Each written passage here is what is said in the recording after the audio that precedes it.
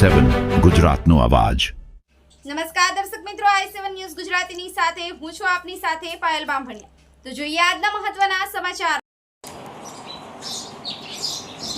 ગુજરાતના ગૃહમંત્રી હર્ષ સંઘવી દ્વારા દાહોદ છાપરી ખાતે આદિવાસીઓના ઇતિહાસમાં આપેલા બલિદાન અંગેનું સંબોધન કરતા સ્થાનિક સ્વરાજ્યની સંસ્થાઓની આયોજિત વિકાસ સંકલ્પ સભામાં વિશાળ જનમેદનીની સંબોધી।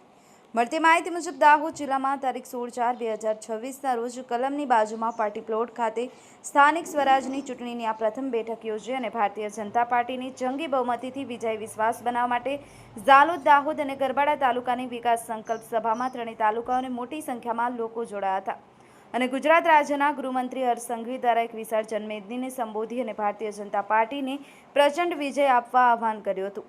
દાહોદના ભાજપ પાર્ટીના પ્રમુખ શ્રી સ્નેહલ તરિયા, ઝાલોદ 130 વિધાનસભાના સભ્ય શ્રી મહેશભાઈ ભુરિયા, દાહોદના ધારાસભ્ય શ્રી કનૈયાલાલ કિશોરી અને ગરબાડાના ધારાસભ્ય મહેન્દ્રભાઈ ભાભોર દ્વારા દાહોદ જિલ્લામાં ભારતીય જનતા પાર્ટીના સ્થાનિક સ્વરાજ્યના ઉમેદવારોને જંગી બહુમતીથી વિજય બનાવવા ખાતરી આપી હતી। Bureau chief Kalubhai Damor, i7 news Gujarati, Dahod.